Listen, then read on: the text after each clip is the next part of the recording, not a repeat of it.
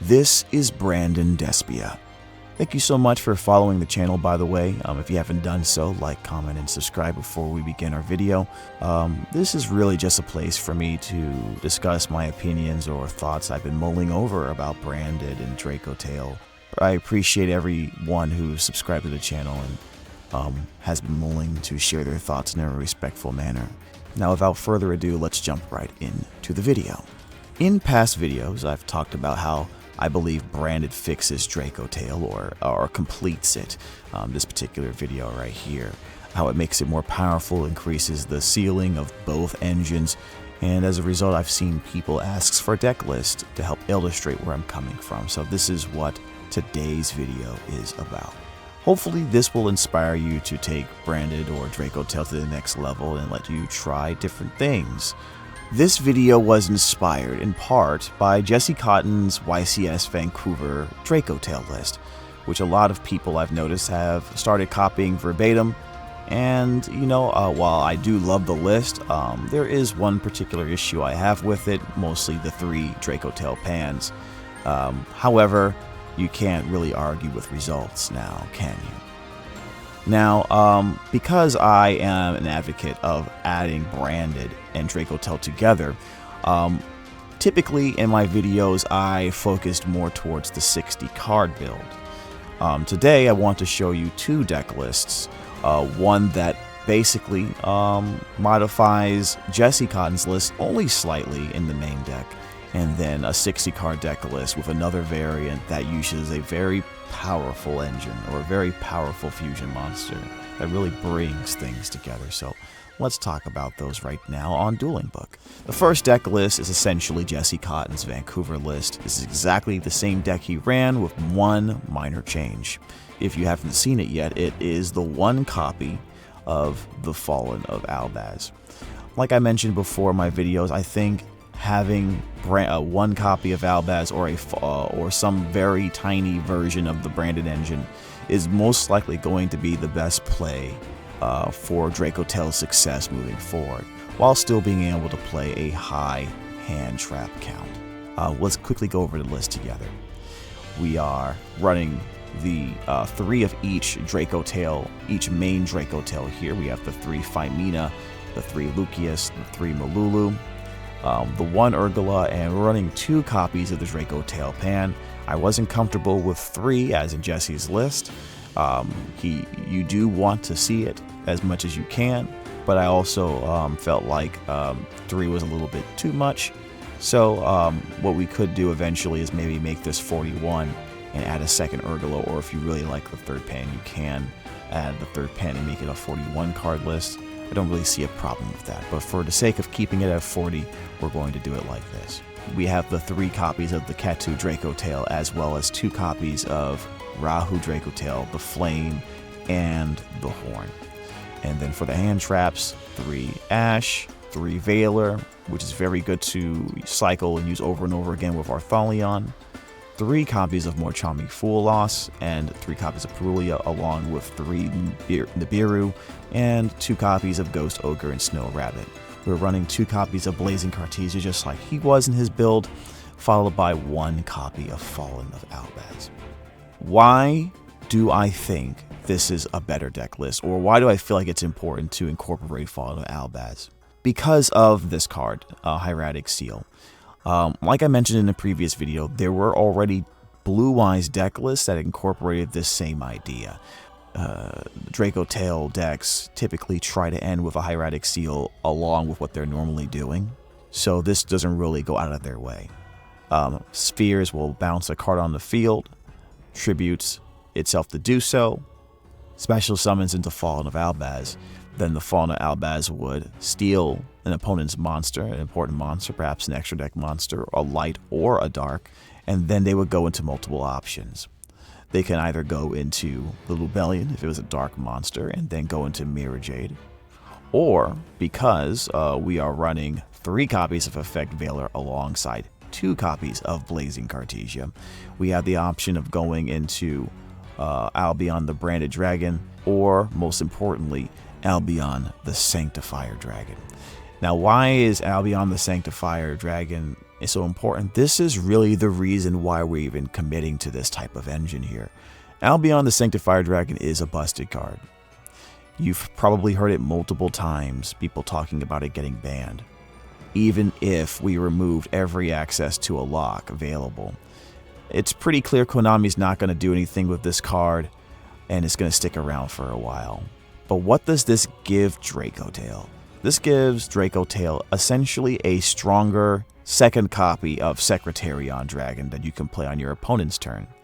At lowest level, this Albion the Sanctifier Dragon will be able to get you another copy of Mululu or Lucius to special summon, or even Cartesia from the graveyard to special summon, which you can now use to quick fusion into another card while giving you a 3000 attack body that cannot be targeted with card effects or fused away for someone's Secretarion Dragon.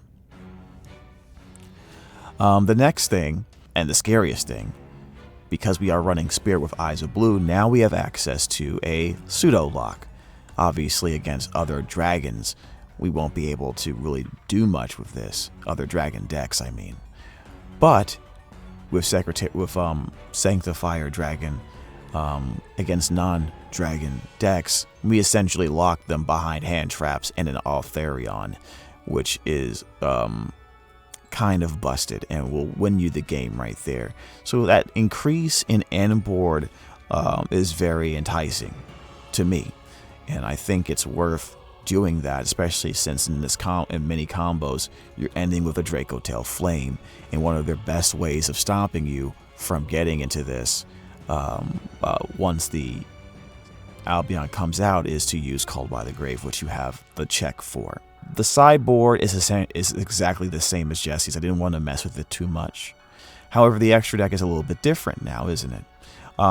We don't run Typhon in this build. However, we are running a small number of branded fusion monsters. Albion the Branded Dragon, which can help us link fusion from a light monster with Albaz to get to our other boss monsters, which would be Albion or the Mirror Jade. Or if they are running an extra deck monsters, you can just go straight into Mirror Jade.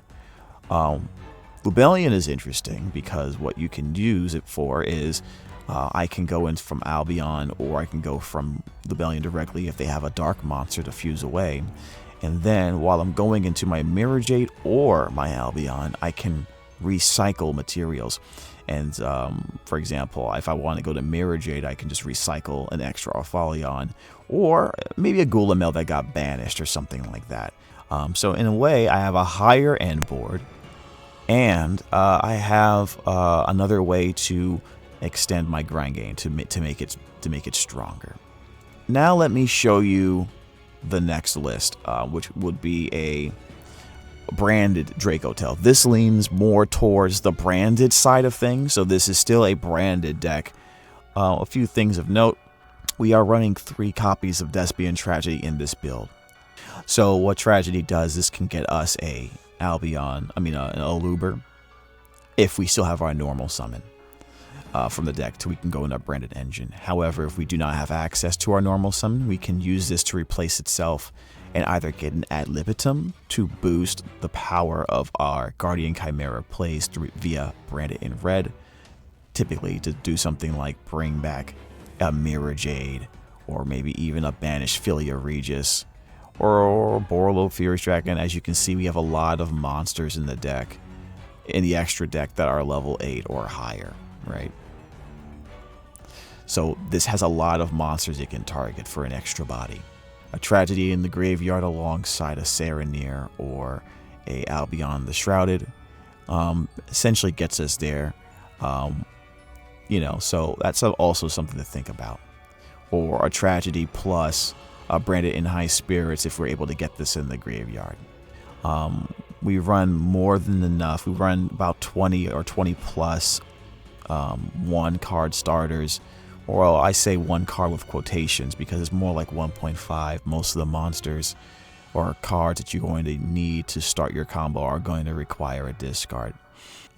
We are running, 3 Phimina. We're only running 2 Lucius. We're running 3 Malulu, one pan and one Urgula, so we're not running double pan here.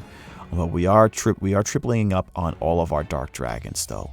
Typically with your end boards, you're going to want some type of access to an Albaz either in the graveyard or in the hand, either to go with the Quem, the Branded in Red, or with a Phimina, because using the Phimina to go into an Albaz fusion may be more beneficial than going into an Arthalion, which is why we're running only one Arthalion in the extra deck. We're also running one copy of Albion the Branded Dragon, if you've seen that. You typically don't want to do this. However, in this build you can get away with it because we're running multiple cards that will allow you to bounce and reuse the Albion from the graveyard. Obviously your Arthalion can do it.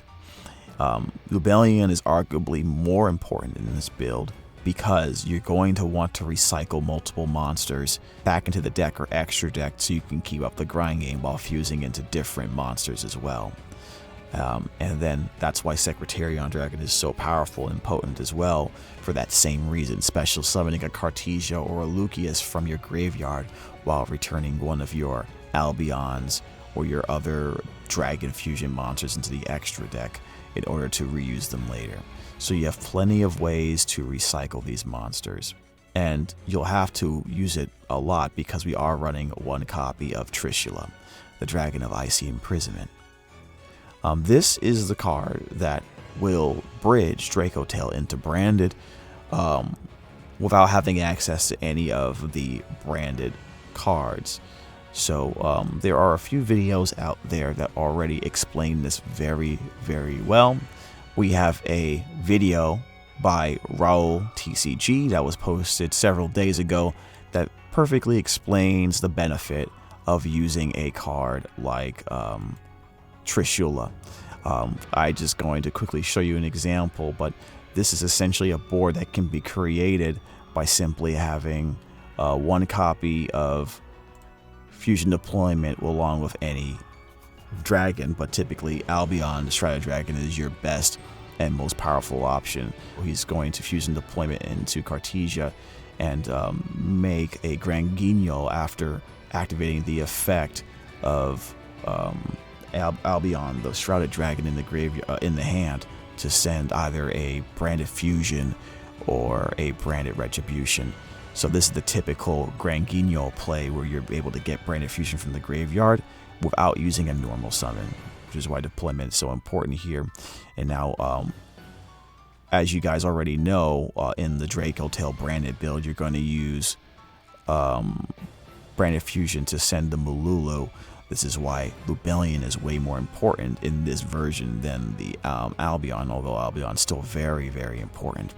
I've also noticed a lot of lines that don't even really go into Branded Lost unless you have access to Rahu and still can get into Branded Fusion without it. But these are combos that you are going to want to learn when you don't have that option. So we're going to go ahead and get Lubellion out. Chain Link 1, Chain Link 2. Mululu is going to set a DracoTail spell. And then, as you can see in this example, he goes from Lubellion into Albion, the Shrouded Dragon, because he wants to use the Shrouded that he put in the graveyard as an Albaz and return Lubellion back to the extra deck along with the Shrouded in order to keep Albaz in rotation. And then he'll use the effect of Albion, the Branded Dragon, to take the Mululu and the Serenir that he was able to send through the Granguignol, and he doesn't go into Mirror Jade in this example here. He goes into Borolo Furious Dragon instead. The reason why he's doing that is because he's going to set up a Granguignol getting a Quem during his opponent's turn, which will give him access to the Albaz in the graveyard should they go into an extra deck monster. So technically in this board, Mirror Jade is going to be live whether the opponent likes it or not. And now he uses the Ketu here, which is going to summon the Lucius. Remember, this doesn't have the normal summon on it, so now he's able to go into Phimina and then create a Secretarion Dragon with the Lucius and the Albion. That's how we get to in the graveyard to get the Branded in Red. Secretarion Dragon's going to go ahead and get a dragon from the graveyard at some point, but we're going to do Rahu first and go fuse into a Arthalion. And you can see he put the pan there, so he has another dragon monster to banish for the Trishula. Now, Trishula can use any 3 different monsters in order to summon itself, but if you want the banishment effect and the extra deck rip that it provides, you're going to want to use 3 dragons, so this is where the pan comes in. In branded DracoTail, pan isn't nearly as important as the DracoTail pure build in terms of disrupting monsters, because we have so many powerful fusions that do that for us already, so there's a little bit of a overlap in that regard. So if you have to use any DracoTail monsters, try to set up using the pan. So he makes the Arthalion, and he's going to bounce back the Phymena, because it's just such a broken card to have access to. We're going to be able to use this later for another fusion monster, maybe with an Albaz or something like that later. Going ahead and set the DracoTail horn, and now we're going to special summon the pan, and that's going to give us the Trishula. Now, Trishula is going to give you the ability to go into into a branded end board after the turn is over, or it's just going to make your hand look better because we're going to get a Cartesia during the end phase. So now we have 2 monsters in our hand to use with our Phymena, which can get us into something like an Albion, the Sanctifier Dragon. And that's one example. Please check out the deck list from Raul. There is also another video by Metagames GX that also goes to additional combos. Here's the name of the video. The link will be available in the description. The TLDR basically is, in order to get to the Trishula, you're going to want to set up an Arthalion, a Secretarion, and the ability for Secretarion to special summon a dragon from the graveyard. Get Secretarion, probably Secretarion first, then Arthalion, depending on your hand, and then get the pan or any other dragon monster that you can on the field, and then you'll be able to immediately banish these for a Trishula. Now, for decks that are running only 1 copy of Arthalion, it's totally okay because you are running DracoTail traps that can put the Arthalion back into the extra deck while giving you a draw, so keep that in mind. Also, in a lot of your end boards, you're going to have a Phymena plus an Albaz, or have the ability to use Albaz as a fusion material, either with your own cards or your opponents, to go back into Lubellion the Searing Dragon. And then Lubellion the Searing Dragon can take itself and the Secretarion Dragon that you banished and go into a Philia Regis or a Chaos Star Source Dragon for a pop 2, while also bringing back your Secretarion Dragon.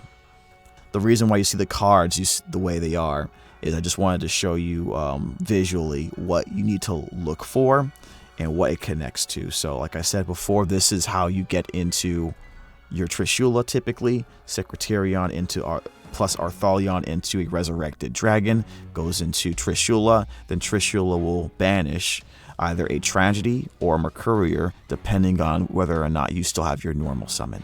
If you still have your normal summon, you're going to want to go into Tragedy, most likely, and this will special summon. This will search for a copy of the Aluber in your deck to you can normal summon to go into a branded line, if you haven't gone into branded fusion yet. If you don't have your normal summon, then what you're going to want to do is banish the Mercurier. However, in order for this to get you to branded fusion, you will need to have already somehow sent to the graveyard a copy of the Bestial Sereneer or a Tragedy, right? Typically, because the Sereneer is going to be the card you use to send a branded Retribution or a branded fusion. To have the Mercurier get shrouded, and then shrouded can be the missing piece to get the branded fusion back from the graveyard. Or if you can't have access to that, now the Tragedy can in the graveyard, if you had it in your hand earlier, can now go ahead and set the branded fusion, so you can play it that way. So this is why we run, one reason why we run 3 Tragedy, 3 Serenir, 3 Shrouded Dragon. We have 3 dark monsters that basically in any combination help get you to Branded Fusion from the graveyard. Over here on the left, I have just an example of what you want in your hand. You want either the Cartesia in your hand, or you want Fusion Deployment to special summon it, which is probably the most ideal scenario, which is why I feel like running 3 copies is the correct play here. And then either Branded in High Spirits in order to access the Albion the Shrouded Dragon, or most likely it just Albion itself. You can also combo with the Rahu DracoTail plus 2 different monsters in your hand. One of them has to be a dragon though, the best option being, once again, Albion the Shrouded Dragon. But any dragon, dragon can get you there. Because this will get you into, the Rahu will essentially send one of the monsters plus Phymena to make an Arthalion, which would bounce back the Phymena, set you a Ketu DracoTail, then the Lucius will be searched through Ketu to normal summon. Oh, I'm sorry, not to normal summon. You don't normal summon with this. You use the Phymena along with the dragon and then the Lucius to make Secretarion Dragon, and then Secretarion Dragon gets you the dragon from the graveyard, which would in this situation be Albion the Shrouded Dragon. And now you go into Trishula, which gets you Tragedy. Tragedy gets you a Luber, and now you see how it all connects, while you're also extra deck ripping your opponent and banishing the top card of their deck. For the last part of this video, where I want to quickly talk about if you are using the Trishula to banish their an extra deck card. Now the goal of Trishula is not some type of one card insta-win against these decks. It's just to mostly slow them down, but you typically want to target cards that give them extension, especially if they're one-ofs. So I'll go over a few cards I thought of for different matchups. You can agree or disagree, but go ahead and put those in the comments and I'll try to explain why, if it requires just a little bit of an explanation. For the Lunar Light matchup, I would suggest banishing either their Baguska or their Cross Sheep.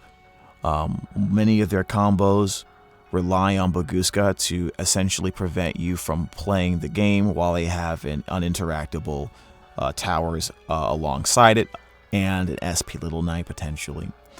Or they'll have no Little Knight and just have 2 copies of the Liger Dancer, or with a Cross Sheep or maybe even a Baguska. It seems like Cross Sheep is very important for their extension purposes, to get them to where they can get 4 monsters in the graveyard to fusion summon. So getting rid of the Cross Sheep prevents them from getting into the Liger Dancer. They still have powerful monsters that they can go into, but just cutting them off from that in particular through getting rid of the Cross Sheep is probably the most important thing. If you force them to go into a Baguska, or if you force them to go into something like a Typhon, that is a lot more manageable for you than simply going in than anything else, because you have effects that trigger in the graveyard that can pop the Baguska, ban or negate the effect. So it's not really that big of a deal. In the Blue Eyes matchup, you're probably going to go over you're going to banish the Hieratic Seal or the Blue Eyes Ultimate Spirit Dragon. You're not trying to just kill switch them with the Trishula, but you do want to make it a little bit harder for them to extend past all your interruptions. And Hieratic Seal can help them do that. And Blue Eyes Ultimate Spirit Dragon, they only run 1 copy, and it's a very powerful, pivotal card for them. So getting rid of that not only gets rid of the Ultimate Spirit Dragon, but for decks that are running Crimson Dragon, it also removes their ability to use that card to go into other level 12 Synchro monsters. For Branded, the obvious answer is Mirror Jade. Most Branded decks run 1 copy of Mirror Jade. But if they run 2, then I would say probably get rid of their Guardian Chimera or get rid of their Lubellion, so that they can't recycle materials back into the deck at the very least, which will hamper their ability to grind a little bit. For K9, always the Ripper. It just gives them too much. For K9 VS builds, just always get rid of the Ripper. Unless you're really scared of them using a Zeus, a Baguska, or a Typhon or something like that. Like this is for any of the decks. If you're looking at what you can do and what you're going to be able to build, and you're most worried about Typhon to any of these options, then you can ignore all this and just go for Typhon or Baguska or Zeus. Zeus is actually pretty good in a K9 build, so there is value in banishing the Zeus. But Ripper is way easier to get into, and it gives them away so much. They add a K9 card, they can get a quick play spell from the deck or graveyard, and it's a monster negate. That's so stupid. Get rid of this card. For Yummy, I would get rid of this card, Ukano Mitsume no Onari. This is a very strong card in their deck, and the main reason why is because it recycles Yummy Surprise. And if you run hand traps in your deck like Nibiru, this is the card they're going to use to break your to anti-nib you. This is their anti-nib line. Typically will go number 1 through this card if they have it available. So keep that in mind. That's my suggestion. For Ryzeal, Detonator, 100% stop. Just banish the 1 Detonator. And then for Malice, I would either target the Splash Mage, because that is where their anti-Lancia combos come through, or the allied Code Talker Attic Mister, if you really are worried about that card instead. Because if they have an anti-Lancia combo, they're probably going to end on an allied Code Talker plus White Binder, I believe. Yeah, and yeah, that is my my TED Talk. Thank you so much for taking some time to listen to me. If you haven't done so yet, please consider giving me a like or follow on the Brandon Despia YouTube channel. We'd love to hear your thoughts and have a conversation about Brandon. Take care of yourself and have a great day.